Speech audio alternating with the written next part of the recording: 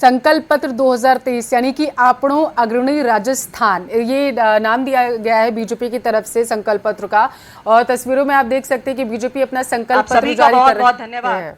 शालीनता व संघर्ष की अद्भुत मिसाल जो संगठन में अनुशासन के परिचायक हैं, विश्व की सबसे बड़ी राजनीतिक पार्टी के राष्ट्रीय अध्यक्ष श्री जेपी नड्डा जी से विनम्र निवेदन करती हूं कि आप हम सभी को संबोधित करें।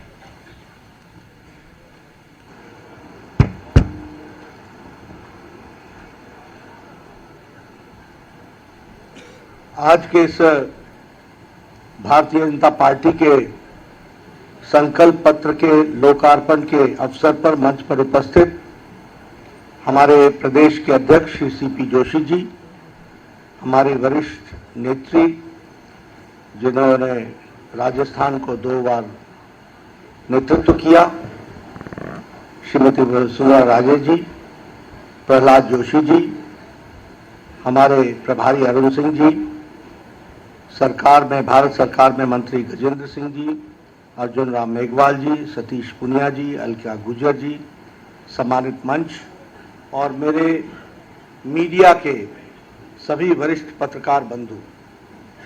आज नेशनल प्रेस डे है। सबसे पहले तो मैं अपने पत्रकार बंधुओं को आज प्रेस डे के अवसर पर उनको शुभकामनाएं भी देता हूं और उसके साथ साथ उनको आज के दिन के लिए बधाई भी देता हूं। आप हमारे चौथे स्तंभ के रूप में प्रजातंत्र की सेवा कर रहे हैं। मित्रों, ये संकल्प पत्र के बारे में कुछ भूमिका आपके सामने अभी अभी अर्जुन राम मेघवाल जी ने रखी और थोड़ी सी भूमिका हमारे प्रदेश के अध्यक्ष जी ने रखी। मैं यहां आपको एक बात जरूर बताना चाहता हूं कि अन्य पार्टियों के लिए मैनिफेस्टो, विजन डॉक्यूमेंट, संकल्प पत्र ये महज एक औपचारिकता है, पर भारतीय जनता पार्टी के लिए यह विकास का रोड मैप है और इसलिए इस संकल्प पत्र मात्र कुछ पन्नों पर लिखा हुआ शब्द नहीं है, वह हमारे लिए जिसको कहा जाए वैसे वाक्य है जिसको हम पूरा करने के लिए कटिबद्ध हैं। और मैं कहने के लिए नहीं कह रहा हूं, हमारा इतिहास इस बात का साक्षी है कि जो हम लोगों ने कहा वो करके दिया, जो नहीं कहा था वो भी करके दिया है। इसलिए ये घोष वाक्य जो हमारा संकल्प पत्र का है, उस घोष वाक्य को हम पूरा करने का ये समर्पित है। और इसीलिए आपने देखा होगा कि इस पे ड्यू डिलिजेंस हुई। अभी आपके सामने डिटेल में अर्जुन राम जी ने बताया कि कितने सजेशंस आए और कैसे ये कार्यक्रम हुआ है। दूसरी बात मैं कहना चाहूंगा कि इस अवसर का उपयोग करते हुए what is the difference between BJP and Congress party, इसको भी मैं यहां स्पष्ट करना चाहता हूं। और जब मैं कांग्रेस पार्टी की बात करता हूं तो मैं यहां यह भी कहना चाहूंगा कि कांग्रेस पार्टी 5 बातों के लिए 5 साल में जानी गई। पहला, भ्रष्टाचार और भ्रष्टाचार में नंबर 1। दूसरा, बहन बेटियों और माताओं का अपमान, नारी सम्मान के साथ खिलवाड़ और महिलाओं के क्राइम में नंबर 1। किसानों का तिरस्कार, डिटेल में मैं बाद में आऊंगा, लेकिन this is the only state जहां बिजली का दर सबसे महंगा और पेट्रोल और डीजल पर वैट सबसे ज्यादा। अगर मैं बात करूं युवाओं की, तो जितने पेपर लीक्स यहां हुए इसने रिकॉर्ड तोड़ा है। और जहां गरीब और पिछड़ों की बात है, उनके साथ अत्याचार हुआ है। इसलिए 5 बातों के लिए जाना जाता है: भ्रष्टाचार, बहनों बेटियों का तिरस्कार, किसानों का तिरस्कार, युवाओं के भविष्यों से खिलवाड़ और गरीब लोगों के साथ अत्याचार। अगर मैं घोटालों की बात करूं, भ्रष्टाचार की बात करूं, तो इन्होंने वृद्धा पेंशन योजना में भी घोटाला करने से पीछे नहीं रहे और 450 करोड़ रुपए का उसमें भी घोटाला कर दिया। मैं एक ही वाक्य में आपको बताना चाहता हूं, मुख्यमंत्री अशोक गहलोत के परिवार का 11,000 करोड़ रुपीस का कॉन्ट्रैक्ट रिसीव हुआ है फैमिली से। यह बताता है कि कांग्रेस किस तरीके से परिवारवाद, वंशवाद, भ्रष्टाचार इनको बढ़ाती है और अशोक गहलोत उसका एक सैंपल है। जल जीवन स्कैम, जल जीवन जेब भरो स्कैम बन गया और लगभग 20,000 करोड़ रुपए का उसमें घोटाला हुआ। अगर मैं बहन बेटियों की बात करूं तो 10,92,000, nearly 11 lakh cases have been registered against women in last 5 years, 5 सालों में। एनसीआरबी के रिकॉर्ड में राजस्थान रेप में नंबर 1 पर है और national crime bureau, record bureau इस बात को पुष्टि करता है। उसी तरीके से लास्ट फ्यू मंथ्स में, यानी 2-3 महीने में 118 माइनर रेप केसेस हुए। और अगर किसानों की बात करें तो कर्जमाफी आपको मालूम है, उसमें वादा खिलाफी हुई। लगभग 19,400 किसानों की भूमि को कुर्क किया गया है।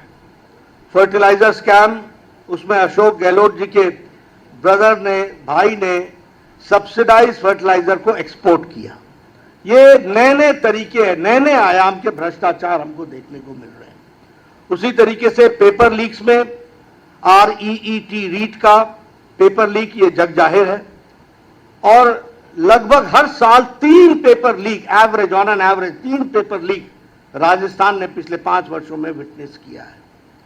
गरीबों की बात करें तो दलितों पर, हमारे अनुसूचित जाति भाइयों पर और अनुसूचित जनजाति भाइयों पर 8,000 केसेस रजिस्टर हुए हैं। और उसी तरीके से यहां पर असहिष्णुता, स्यूडो सेकुलरिज्म के नाम पर कुछ लोगों के पूज्य स्थान पर बुलडोजर चलाना और कुछ लोगों को सर तन से जुदा होने के लिए नारे और रैली करने के साथ साथ उसको बढ़ावा देना, यह भी हम लोगों ने राजस्थान की धरती पर देखा है। जो राजस्थान शांत प्रिय राजस्थान जाना जाता था, जो राजस्थान सद्भाव के लिए जाना जाता था, आज वहां ऐसी आवाजें उठ रही हैं। मैं यहां पर आपको यह भी बताना चाहता हूं कि भारतीय जनता पार्टी ने कोशिश की, राष्ट्रीय भारत की सरकार के द्वारा, कि राजस्थान को जितना संभव हो सके उतना हम उसको मुख्य धारा में शामिल करें। और इसलिए चाहे वो महिलाओं को सम्मान देने के लिए इज्जत घर का सवाल हो, यानी शौचालय बनाने का सवाल हो, चाहे उज्ज्वला योजना हो, चाहे नारी शक्ति वंदन विधेयक हो और चाहे उजाला योजना हो, ये सभी महिलाओं को ताकत देने का काम कर रही हैं और भारतीय जनता पार्टी ने इसमें आगे अपने आप को बढ़ाया है। उसी तरीके से अगर किसानों की बात करें, प्रधानमंत्री फसल बीमा योजना, Pradhan Mantri Kisan Samman Nidhi, neem coated urea, soil health card, each drop more crop, ये सारी योजनाओं के तहत किसानों को आगे बढ़ाने का काम किया है। और अगर हम युवाओं की बात करें तो हम ये गौरव के साथ कह सकते हैं कि पिछले 7 महीनों में 6 लाख सरकारी नौकरी भारत सरकार ने उनके हाथ में अपॉइंटमेंट लेटर दी है, यह भी हमको ध्यान में रखना चाहिए। अगर मैं गरीबी की बात करूं तो प्रधानमंत्री गरीब कल्याण अन्न योजना, 80 crore people are getting 5 kilo rice और 5 किलो व्हीट और 1 किलो पल्स। और आज भारत की गरीबी, मैं नहीं कह रहा हूं, इंटरनेशनल मॉनेटरी फंड कहता है, IMF कहता है कि भारत की गरीबी बीपीएल से, बिलो पॉवर्टी लाइन से ऊपर उठने वालों की संख्या 13.5 करोड़ है। और IMF ही कहता है अति गरीबी भारत में now it is less than 1%। तो प्रधानमंत्री गरीब कल्याण अन्न योजना का बहुत बड़ा उसमें योगदान है। और SC/ST अमेंडमेंट एक्ट को ला करके हमारे अनुसूचित जाति और अनुसूचित जनजाति भाइयों को भी मुख्य धारा में लाने का प्रयास किया है। मैं ये भी आपको बताना चाहूंगा कि कांग्रेस पार्टी के टाइम में पिछले 5 सालों में गहलोत सरकार ने जो भारतीय जनता पार्टी के द्वारा किए गए कार्य थे उनको रुकावटें तो पहुंचाने का प्रयास किया ही, लेकिन उन सब के बावजूद आज भारत बढ़ करके आगे आया है और राजस्थान को भी भारत सरकार ने भरपूर मदद देने में कोई कमी नहीं छोड़ी है। यह भी मैं आपके सामने बताना चाहता हूं। और जब मैं इस पर बताना चाहता हूं तो आपको बताऊंगा कि सिर्फ राजस्थान में 44,000 crore rupees have been spent on Bharat Mala project and 2,400 kilometre के रोड का कंस्ट्रक्शन हो रहा है। लास्ट 5 इयर्स में प्रधानमंत्री ग्रामीण सड़क योजना में रूरल रोड्स में 11,000 किलोमीटर रूरल रोड बनाई गई है। उसी तरीके से प्रधानमंत्री जी ने उद्घाटन किया दिल्ली दौसा लालसोट सेक्शन का, जो दिल्ली मुंबई एक्सप्रेस वे का पार्ट है और उसमें 12,000 करोड़ रुपए खर्च हुए। यानी इंफ्रास्ट्रक्चर के लिए जो भारत सरकार कर सकती है उसको करने में कोई कमी नहीं छोड़ी है। उसी तरीके से रेलवे में 14 टाइम्स बजट राजस्थान का बढ़ गया है और उसी तरीके से 75% of the railway routes in Rajasthan is now electrified. तो जो भारत सरकार की तरफ से हो सकता था वो पूरा करने का प्रयास हुआ है। वंदे भारत एक्सप्रेस दिल्ली अजमेर, उदयपुर जयपुर, जोधपुर साबरमती, ये सारे वंदे भारत एक्सप्रेस जयपुर और राजस्थान को सपोर्ट करते हैं। उसी तरीके से कोटा में 6,000 करोड़ रुपीस का ग्रीन एयरपोर्ट, ग्रीनफील्ड एयरपोर्ट बनने की तैयारी है और उसका सैंक्शन हो गया है। बीकानेर, जैसलमेर और किशनगढ़ एयरपोर्ट्स को ऑपरेशनल कर दिया गया है और जयपुर, अजमेर, कोटा और उदयपुर ये स्मार्ट सिटी के रूप में डेवलप किए जा रहे हैं। उसी तरीके से 9,000 करोड़ है वो पंचायती राज इंस्टीट्यूशंस को आगे बढ़ाने के लिए किया गया है। एक बात मैं और बोलना चाहूंगा, क्योंकि बतौर प्रधानमंत्री जी के आशीर्वाद से जब मैं स्वास्थ्य मंत्री रहा और उसके बाद मेरे स्वास्थ्य मंत्रियों ने राजस्थान को पिछले 9 सालों में 23 मेडिकल कॉलेजेस दिए हैं, जिसमें से 11 मेडिकल कॉलेजेस आर ऑपरेशनल, वो कमीशन्ड हो गए हैं। ये भी हमको ध्यान में रखना चाहिए। इसी तरीके से हर एक दृष्टि से इंफ्रास्ट्रक्चर में जो भारत सरकार कर सकती थी वह करने का प्रयास हुआ है। लेकिन हम डबल इंजन की सरकार चाहते हैं और आपके माध्यम से पत्रकार बंधुओं मैं निवेदन करना चाहता हूं कि ऊपर भारत सरकार मोदी जी के नेतृत्व में चल रही है, लेकिन यहां पर जो तुष्टीकरण वाली सरकार है, जो पेपर लीक वाली सरकार है, जो भ्रष्टाचारी सरकार है, जो घोटाले वाली सरकार है, जो महिलाओं का अत्याचार करने वाली सरकार है, उसको हटाना आवश्यक है। और वो इसलिए ताकि जनता को सीधे लाभ पहुंच सके। और जब मैं जनता को सीधे लाभ पहुंचाने की बात करता हूं तो मैं यह भी बताना चाहूंगा कि प्रधानमंत्री आवास योजना में जहां हम लोगों ने मोर देन 14 लाख आवास के लिए घर सैंक्शन किए, उसमें मैं आपको यह बताना चाहता हूं कि 9,22,000 परिवारों का नाम शामिल गहलोत सरकार ने नहीं किया है जो पात्र हैं। तो इसलिए, और उसी तरीके से जल जीवन मिशन में, जिसमें हमारे मंत्री गजेंद्र जी यहां बैठे हैं, ये आपको बखूबी बताएंगे कि 20,000 करोड़ रुपए का घोटाला कैसे किया। ये जल जीवन मिशन राजस्थान में जेब भरो मिशन बन गया, ये भी आपको याद रखना चाहिए। इसलिए इस भ्रष्टाचारी सरकार को हटाकर लोगों के हित के लिए काम करने वाली सरकार, इसको लाना आवश्यक है। जो हमारा मैनिफेस्टो है उसमें कुछ मूल बातें आपको देखने को मिलेगी और विस्तृत में आपको ये सारी बातें मिलेंगी, लेकिन हमारा मैनिफेस्टो 3 बातों पर केंद्रित है। सबसे पहले कि डेवलपमेंट और विकास का जो मूल प्रिंसिपल है वो है सबका साथ, सबका विकास, सबका विश्वास, सबका प्रयास। सबको एक दृष्टि से देखना और उनका विकास करना।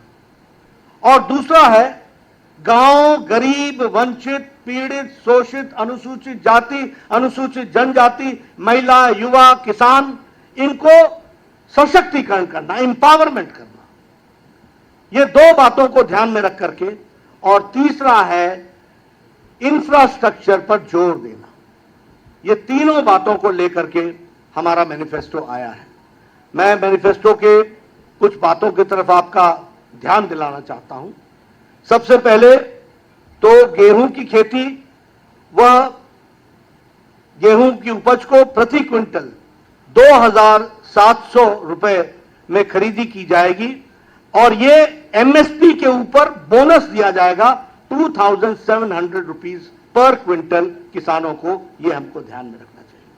उसी तरीके से एक कंपनसेशन पॉलिसी बनेगी जिसमें जिन किसानों का भूमि को कुर्क की गई है उनको हम कैसे कंपनसेट कर सकते हैं और उनको हम कैसे मुख्य धारा में ला सकते हैं, इसका काम होगा। 19,400 किसान हैं जिनकी भूमि कुर्क हुई है। महिलाओं के लिए जो मूल बात है वो सुरक्षा की दृष्टि से हर एक जिला में महिला थाना खोला जाएगा।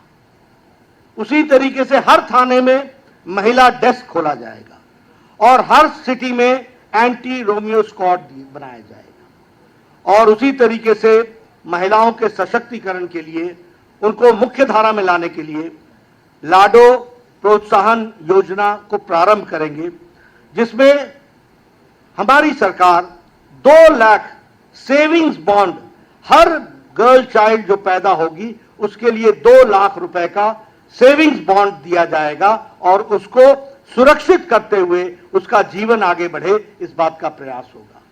इसको हमने और भी डिटेल में वर्कआउट किया है। जब वो 6ठी क्लास में पहुंचेगी तो उसको साल का 6,000 रुपए डिपॉजिट किया जाएगा। जब वो 9वीं कक्षा में पहुंचेगी तो 8,000 रुपए डिपॉजिट किया जाएगा। जब वो 10वीं कक्षा में पहुंचेगी तो 10,000 रुपए डिपॉजिट होगा। जब वो 11वीं कक्षा में पहुंचेगी तो 12,000 रुपए डिपॉजिट होगा। जब वो 12वीं कक्षा में पहुंचेगी तो 14,000 रुपए डिपॉजिट होगा। और जब वो प्रोफेशनल डिग्री और व्यवसायिक कार्य के दृष्टि से पढ़ाई करेगी तो 50,000 उसको दिया जाएगा और 21 साल की उम्र होने पर 1 लाख रुपए उसके अकाउंट में और डाला जाएगा। इस तरीके से महिलाओं में बच्चियों का सशक्तिकरण करने का और उनको पढ़ाने का कार्यक्रम लिया जाएगा। Free education from KG to PG, इसकी व्यवस्था की जाएगी। फ्री स्कूटी स्कीम में जो मेरिटोरियस गर्ल चाइल्ड हैं उनको 12th पास होने के बाद स्कूटी दी जाएगी, इसकी व्यवस्था की जाएगी। ये सारी योजनाएं महिलाओं को सशक्तिकरण करने का और उनको मुख्य धारा में लाने के लिए जो जो अड़चने आती हैं, जो जो प्रॉब्लम्स आती हैं, उसको डिटेल में समझ करके उसको वर्कआउट करने का प्रयास किया है। उसी तरीके से लखपति दीदी योजना बनी है जिसमें हम लगभग 6 लाख रूरल वुमेन को ट्रेनिंग देंगे और ट्रेनिंग के साथ साथ उनको फाइनेंशियल सपोर्ट देंगे ताकि वह अपने जीवन में अपने पांव पर खड़ी हो सके और उस ट्रेनिंग के साथ वह आगे बढ़ सके।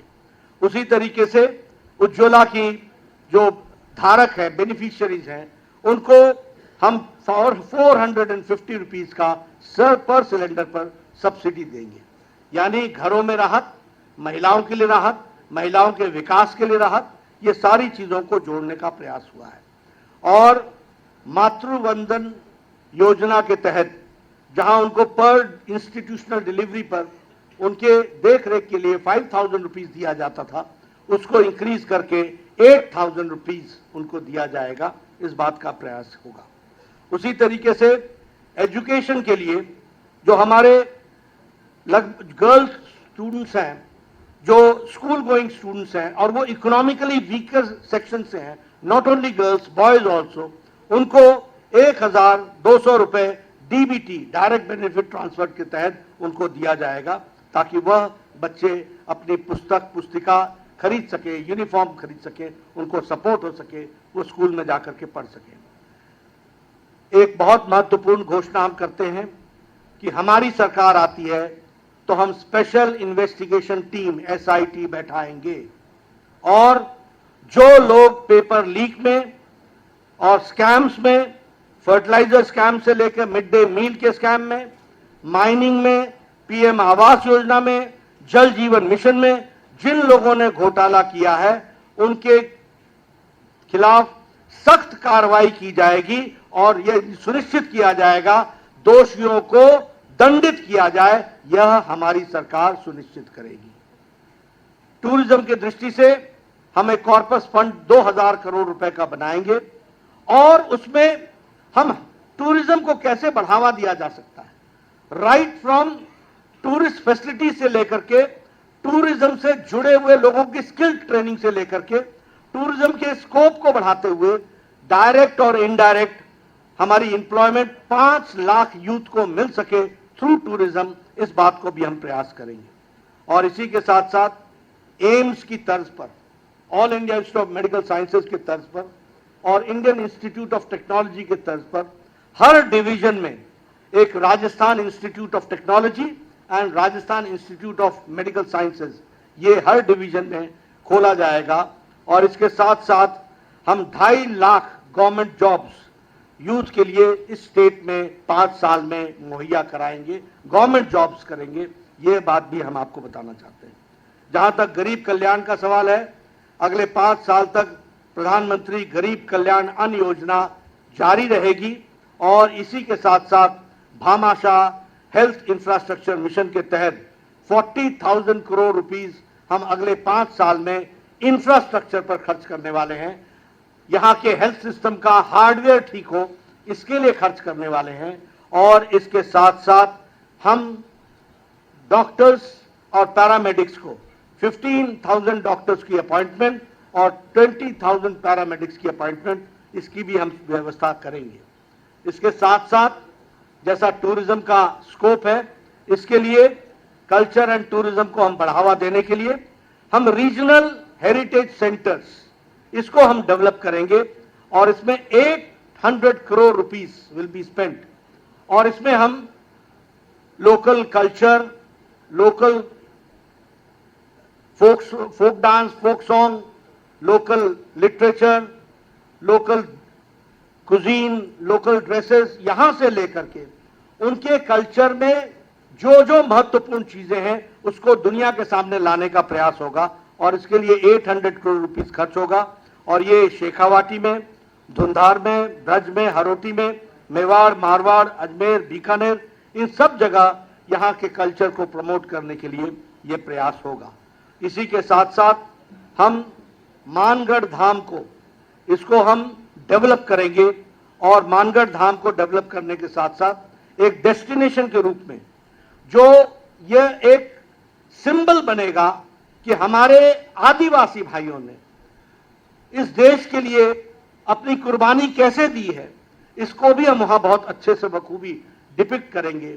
और हमारा गौरव में जो अनुसूचित जाति के द्वारा ट्राइबल कल्चर है, और वो ट्राइबल कल्चर ने मेन स्ट्रीम में भारत की भूमि के लिए, रक्षा के लिए क्या क्या किया और उनका सांस्कृतिक योगदान क्या है, इसको भी हम सामने रखने वाले हैं। इस तरीके से जैसा मैंने कहा कि लॉ एंड ऑर्डर की तरफ विशेष ध्यान, इंफ्रास्ट्रक्चर पर विशेष ध्यान, भारत सरकार की स्कीम्स पूरी की पूरी यहां पर लेटर और स्पिरिट में लागू हो, महिलाओं के सशक्तिकरण के लिए इंडिविजुअल महिलाओं को कैसे ग्रो किया जा सकता है, उनको कैसे सशक्तिकरण किया जा सकता है, उसकी चिंता, किसान को मेन स्ट्रीम में कैसे लाया जा सकता है, उसकी चिंता, और इसके साथ साथ युवाओं को रोजगार के साथ कैसे जोड़ा जा सकता है, इस बात को हम लोगों ने प्रतिलक्षित करने का प्रयास किया है। मुझे आप लोगों के माध्यम से राजस्थान की जनता से एक निवेदन करना है, और वो निवेदन ये है कि 5 साल का बहुमूल्य समय बहुत गुजर गया, बहुत पानी बह गया, विकास के बहुत से आयामों से राजस्थान की जनता वंचित रह गई और मानवता कराहता रहा है, मानवता मुसीबत में रही है। ऐसे समय में आज भारतीय जनता पार्टी, मजबूत सरकार और इस तरीके से देश को आगे बढ़ाने में जो राजस्थान का योगदान होना चाहिए, उस योगदान को लाने का एक संकल्प है। और इस संकल्प के लिए आप भारतीय जनता पार्टी कमल के निशान को आशीर्वाद आपके माध्यम से मिले, यही मेरा निवेदन है, यही मैं कहना चाहता हूं। धन्यवाद। मैं राष्ट्रीय अध्यक्ष और प्रदेश तो जेपी नड्डा को सुन रहे थे आप। बीजेपी का संकल्प पत्र जारी करते हुए जहां वो प्रदेश सरकार पर जमकर बरसते हुए नजर आए, तो दूसरी तरफ उन्होंने क्या कुछ आगे का रोड मैप रहने वाला है बीजेपी का और किस तरीके से काम करने वाली है बीजेपी, इसके बारे में बताया है। विशेष फोकस बीजेपी का जो संकल्प पत्र में देखा जा सकता है वो आधी आबादी पर रहा, यानी कि महिलाओं को सीधे साधने की कोशिश बीजेपी ने यहां पर की है। हर शहर में बीजेपी ने कहा है कि एंटी रोमियो फोर्स बनाई जाएगी जो आगे की कार्रवाई करेगी। बताते चले कि मध्य प्रदेश सरकार की तर्ज पर वहां पर, क्योंकि लाडली लक्ष्मी योजना चल रही है, तो उसी के तर्ज पर यहां पर लाडलो प्रोत्साहन योजना की शुरुआत करने की बात जो है वो जेपी नड्डा कहते हुए नजर आए। उन्होंने कहा है कि इसके तहत 2 लाख रुपए का सेविंग बॉन्ड जो होगा वो हर नवजात बेटी को दिया जाएगा, और जो उसकी पढ़ाई के साथ साथ यानी कि 6ठी और 8वीं 10वीं 12वीं यानी कि जैसे जैसे जो बच्ची होगी वो आगे की पढ़ाई करती जाएगी, उसका जो ये बॉन्ड होगा उससे मिलता जाएगा। इसकी जो होगी मतलब 6,000 रुपए, और जैसे 9वीं क्लास में पहुंचेगी तो 8,000 रुपए, इस तरीके से उस बच्ची को पढ़ाई के लिए मिलता जाएगा। यानी कि जिस तरीके से मध्य प्रदेश में आधी आबादी को साधने की कोशिश बीजेपी ने की है, बच्ची के जन्म लेने से लेकर के उसके विवाह तक की जिम्मेदारी सरकार वहां पर उठा रही है। और कुछ ऐसी तस्वीरें लागू करने की बातें बीजेपी ने राजस्थान में की हैं। जेपी नड्डा ने कहा है कि बच्चियों की पढ़ाई का जो है खर्च उठाएगा, और इसके साथ साथ 2 लाख का सेविंग बॉन्ड होगा, और इसी के तहत पूरे खर्चे को जो है वो टारगेट करने की कोशिश कहीं ना कहीं बीजेपी ने की है। और इसी के साथ साथ महिलाओं को मुख्य धारा से जोड़ा जाएगा, बीजेपी ने कहा है। और ये भी कहा है कि हर थाने में महिला डेस्क होगी ताकि अपराधियों पर लगाम लगाई जा सके। 40,000 करोड़ इंफ्रास्ट्रक्चर होगा, और घोटालेबाजों के खिलाफ सख्त कार्रवाई की जाएगी। प्रदेश सरकार पर जमकर बरसते हुए जेपी नड्डा नजर आए। उन्होंने कहा है कि भ्रष्टाचार का गढ़ राजस्थान लगातार बनता गया, यहां पर पेपर लीक घोटाला हुआ लगातार, ऐसी कोई परीक्षा नहीं हुई, जेपी नड्डा ने कहा, जिसका पेपर जो है वो लीक ना हुआ हो। और उन्होंने कहा है कि जब सत्ता में वापस आएंगे तो उनकी जांच कराई जाएगी।